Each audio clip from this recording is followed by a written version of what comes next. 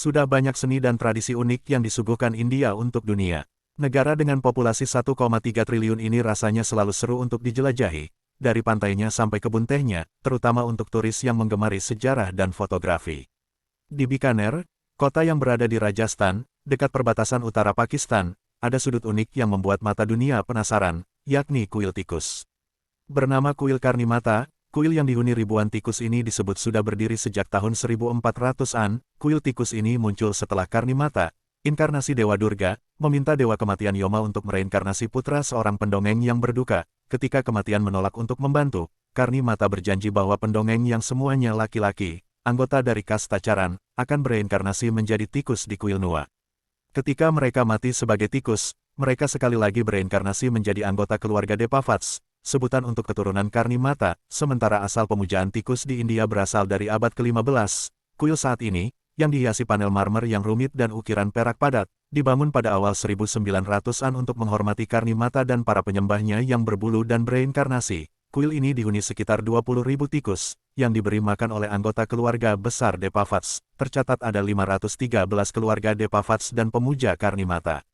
Meskipun sebagian besar anggota kuil bekerja secara bergiliran berdasarkan siklus bulan, beberapa keluarga tinggal di kuil tikus ini secara permanen, merawat tikus dan menyapu lantai kotoran dan remah-remah makanan.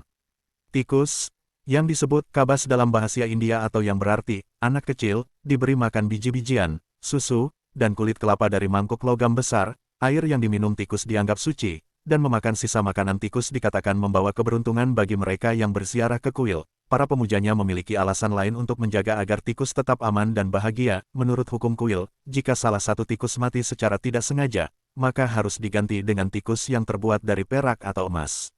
Tapi mengelola kuil tikus tentu saja menjadi tantangan tersendiri. Banyak drama yang terjadi di kuil tikus ini, mulai dari kesalahan pemberian makanan manis sampai pertarungan antar tikus, membuat ribuan tikus rentan terhadap penyakit, gangguan perut dan diabetes sangat umum terjadi pada tikus, dan setiap beberapa tahun wabah tikus menghancurkan populasi tikus-tikus Karnimata. Untungnya, terlepas dari bahaya bagi tikus itu sendiri, hingga saat ini belum tercatat kasus manusia terjangkit penyakit dari tikus-tikus di kuil ini. Pengunjung yang datang diminta mengenakan sepatu saat masuk ke dalam kuil.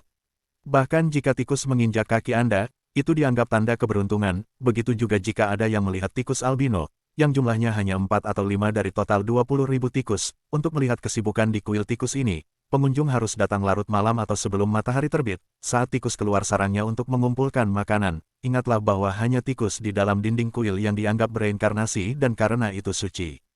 Tikus-tikus di kota masih dianggap hama.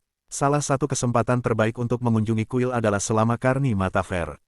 Juga dikenal sebagai Karnimata Festival atau Karnimate Mela. Acara ini diadakan 2 kali setahun dari Maret-April, kemudian dari September-Oktober. Selama perayaan berlangsung, patung Dewi Karnimata didekorasi dengan indah dengan mahkota emas, perhiasan, dan karangan bunga.